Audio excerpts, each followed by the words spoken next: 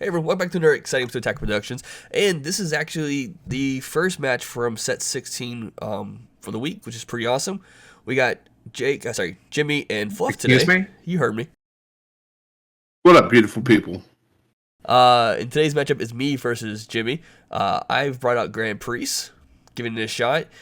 Jimmy is playing Soul Striker, but he's added a lot of good tech to it, so it's still a lot of good old school stuff. But I feel like the inclusions of the set 16 cards you've put into it just are phenomenal. And we'll kind of see it as the match goes on. Like always, just buttons down below. But let's get into this match. So talk a little bit about Grand Prix, since Soul Striker is kind of Soul Striker? you might have heard of it. Grand Prix was one of those decks that I was like, this is so weird that no one's going to probably want to touch it in the beginning. And I'm just going to do it for my first, archetype build. There are so many different paths you could take with this deck. There are two key cards that, there's a red-yellow, I can't remember what universes they are, but it's a red-yellow card that has Offering, and there's a red-green card that on play, your opponent either pretty much crits the life, or they discard a card and you draw a card. And you can play a deck with just literally 4 each of those and just focus on just playing those guys on the board and just either getting resources or causing your opponent to just hit their life. And that's one of them right there. I just played against Jimmy on my turn 2, which for this leader, to awaken, all you need is all 4 colors energy in your energy. And so here I use the energy first to play it to cause you to choose if you want to crit a life, and you crit an 8 of all cards to crit. So in Soul Striker, I usually just don't care about my first 4 life. Those are just kind of either I look at my first 4 life as a draw 4 most of the time, and it sucks to crit them, but the fact that the 1 crit actually is a card that I want in the drop area was huge. So, Jimmy, I see that you've been getting good at the game, critting apes and stuff. What are you trying to say? Saying you're getting good at the game. Good job, Hosier. So, and here's the Offering one I happened to be mentioned early in the video as well. And Jimmy took the crit there, and that was a Champa. And my goal, losing to Champa sucked. I think it was alright. My goal this turn was that you're going to turn 3, since you went first. I needed to at least feel comfortable with getting you down to 4 life as soon as possible. From here on out, I feel better with myself because now it's almost to an even page because you could just restand. You have the resources that you continuously spew out, and I just got to play defensively as best as possible and just kind of slowly hit at you before you could take me out. And Grand Priest is such a good inclusion to this deck because of the auto no one plays on Soul Striker. Yeah. So if you didn't know, because nobody does, Soul Striker has the ability to restand a 3-drop Unison at the end of its turn, which is completely useless in pretty much every Unison that is run in the main meta. The current Soul Striker builds. Our current Soul Striker. There's the Goku Black that is made for it that it's just not good. The Raditz Giant Force is better, and he restands himself off of his plus minus. So it's never come up, it's never relevant. The baby Unison, it doesn't matter if it's in active mode or not. But if you are not familiar with this Grand Priest, its activate main is completely useless in Soul Striker. It's used in the Grand Priest deck because you have to have a Grand Priest leader. But it's +1 is switch this card to rest mode, choose 1 God card in your energy, switch it to active mode, 1 blue God card, so I can target my blue-yellow Goku Black in the energy.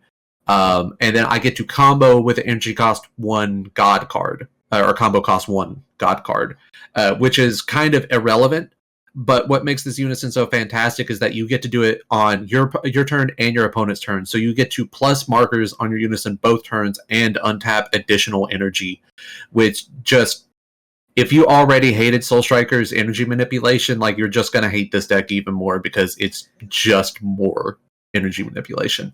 And you're not losing out on a lot. You're losing out of a draw off a baby or a double blocker off the Raditz or a dual attacker off of Gogeta, where I think the value that Grand Priest gives you is much, much higher.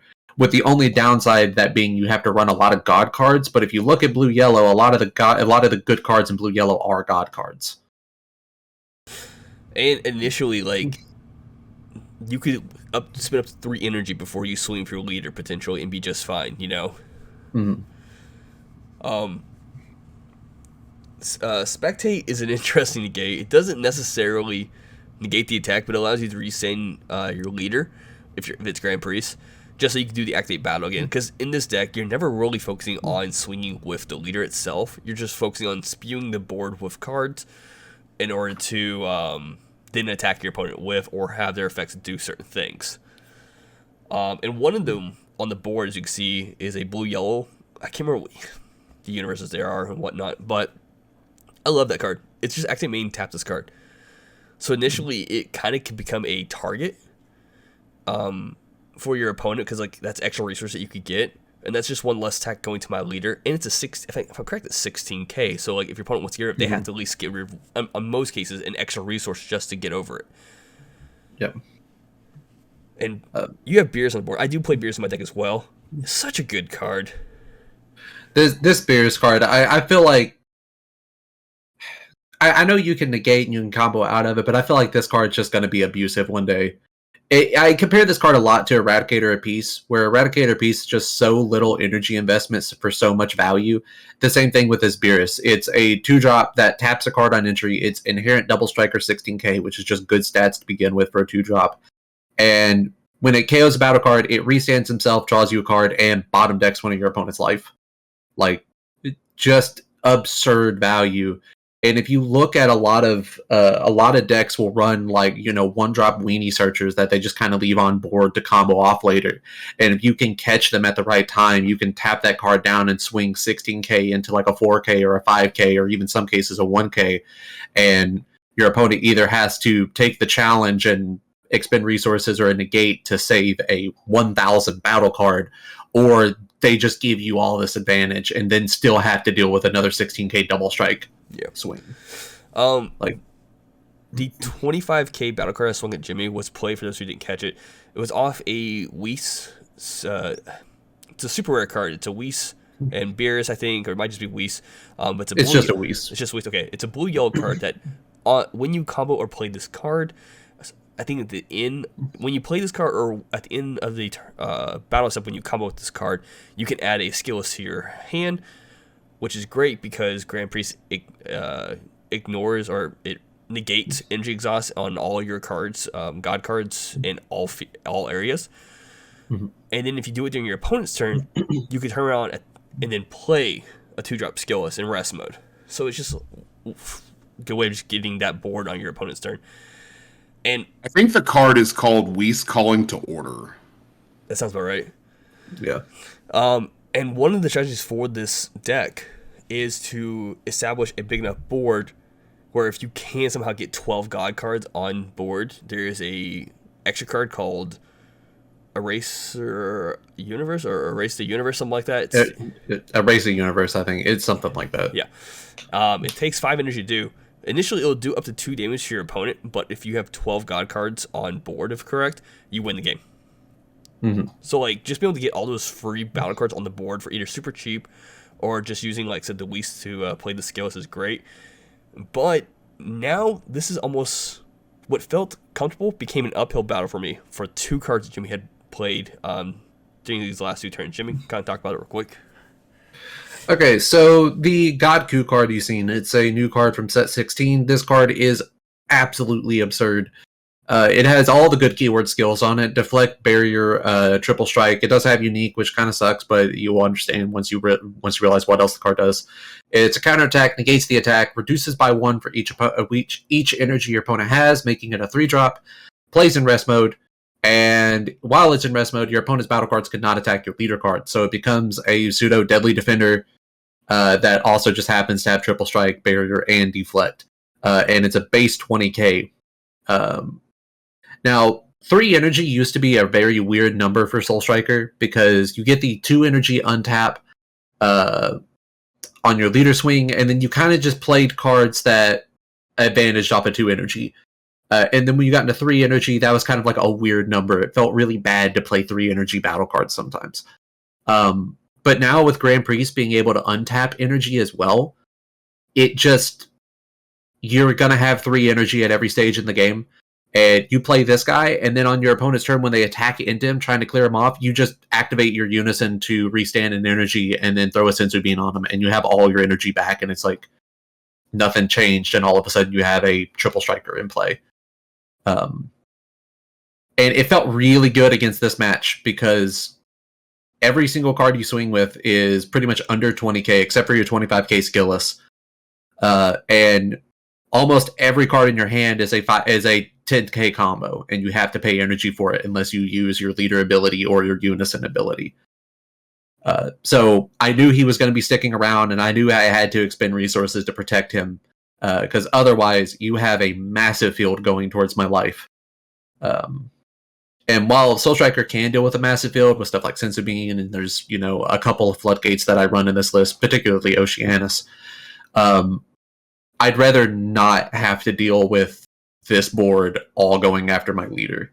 And I know you're not going after the Unison because the Unison is already like ran off with markers. You're not taking that Unison out unless you have something that just straight up puts the Unison in the warp or whatever.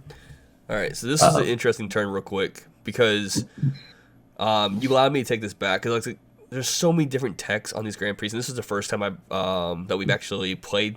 Was that 16? I did do a test run with Fluff beforehand, but I thought that we were going to go over it. Maybe not. Okay. If I remember correctly, it was a future one. It might be. Okay. I think. Okay. Yeah. I do remember there was a situation where it was like, hey, can we like walk this back because it didn't work the way it was intended? Yeah, I think it's right here. Before this swing went through, you allowed me to do this. I'm just verifying. And this is one of the things, like, there's just so many texts on all these cards. Like, Devadas, for example, when this card's played or when it's used at the end of a combo or something like that, you restand energy, if I'm correct. Whis has the, if you combo with it, it restands energy, or you could burst, you could take a life to play it for free if you have 4 different colors of energy. The Kusu I played earlier has like 2 autos, one's on play, one's on play, or when you combo when you play it or combo with it. So just kind of realizing, like, what do I have to here? I'm like, wait, that's a 5k, right? Doesn't have deflect. Oh, ooh, I could do this. Yeah. And I don't remember if I drew off of the Zamasu. I don't think it was entirely game changing if I did, because the Zamasu did not come into play, correct? The Vados stops it from play? Correct, yeah. Okay, so I do not remember if I drew off of that. I think it's placed at the bottom of your deck. Yeah. But I'm saying when Zamasu's played, I don't, because I remember I pointed at the card that I wanted to tap down, and I don't remember if I just went ahead and drew at that time as well before we did the walk back. That's what it was. I wasn't attacking with that card. You were using the on-play auto to tap it, and then that's when I was looking into my hand. Okay, I wasn't trying to attack beforehand. Yeah. We do speed these videos up and kind of go over it, so it's kind of hard to remember what exactly happened turn for turn. So give us a break. Well, if I drew a card that I wasn't supposed to, it doesn't fucking matter because I'm the champ and it's okay. That's how it works. Yeah. Champion's advantage. Uh-huh. But this Kaba was like, I don't want to call it a desperation play, but it wasn't the play that I wanted to make. Like, I don't know why in this instance, once that Zamasu got bottom decked, I just felt like I was like under pressure, like, and I ended up using the Zeno to pick up the Kaba and then play him back out of my hand, because if you don't know what his text is, if you have basically super arrival of a blue 3 or more blue/yellow battle cards in play or in the combo area, you can play him out for 3 energy. And on the opponent's turn, it will put a 4-drop or less on the bottom of the deck and untap 1 of your energy. And he's also a blocker, restands, double attack, but that's irrelevant now because he's in the drop area. But I don't know what was really going through my head at this point, but I felt the pressure hardcore, and I felt like that was my only play, and then also losing him felt bad. I mean, you got rid of my blocker from Doe, if I'm correct, so... Yeah, I remember I was trying to just get rid of the blocker so I could get in with Triple Strike, and I have enough energy to pretty much combo everything in my hand. So, And I did go ahead and use the Venomous Fist to tap down to your energy, which felt really good because that it pretty much made it so you had to use a spectate to be able to combo for free with your leader, and you would have to use your unison to plus the restanding energy and get the free combo, and that would make the -3 go away. Yeah, and that's where I remember I had to, like, you playing this card here put me in a situation where I had to do one of two things. Either I -3, which I ended up doing, or I used the +1 to restanding energy. I chose to go with the yada yada to cause you to bounce it back, and you have to repay for it. Now, normally it's 3 to play it, right? Or is it 2? It's 3 energy to play. I had 2 standing. I +1 on the US. I did forget to tap it. There I you think go. I go ahead. And I restood my blue yellow god card to be able to have that yellow energy to pay it back out after you bounced it. Yeah, and I felt okay with it, the fact, but you still have your unison, so your leader swing, so you still can restand 2 energy, but it puts me in a spot where I feel a bit more comfortable, because when you swing your leader, you're going to restand 2. Yes, sense of being's a thing, and I don't remember if you play or not, but it gives you less resources to go off of, and all I have to do is survive what's on the board currently. Which is still, potentially a dual attack double strike. I think that's 30k. And I was just RNGesus there, hoping that I could rip a Kefla off top deck to be able to get the draw 2 and tap down one of your cards. But I don't. Is that on activate main for the Kefla? Yeah. Okay. So he just did it just now. Yeah, I discarded the 17 to get the dual attack on her. And it felt like you had played about 17 Gila super combos at this point. I think if you go back in the audio, you can hear me like, that's your 7th super combo. Yeah, you did make a joke. I think off the last one I super comboed, I actually drew into the other 2. Disgusting. It felt great. What are you talking about? That's just disgusting. I had to use the energy, unfortunately, to get that extra combo there because I couldn't use Grand Priestess. I didn't have any more spectates in my hand to restand my leader. And now I'm in a situation where I had to take that double strike and hope that the cards I got were good enough to keep me alive. And you didn't combo on that one, so I used that. And you swing with Beerus. And yeah, I don't think I had anything else I could do because I had to choose. I had to use the energy. See, there's Heroine's Lineage. You could have used your unison's effect. No, I couldn't combo because I did the -3. You already used one. Yeah. And that's I had to have that unison plus or minus at one point in the game, and I had to have it plus or minus on the wrong option. Yeah. To be able to win, which I think doing the Kefla was very smart, even though it still allowed me to put it out there. It did put a damper on my energy economy. I think I said what I did. I was like, I don't like this, but I gotta do it anyways. So, yeah.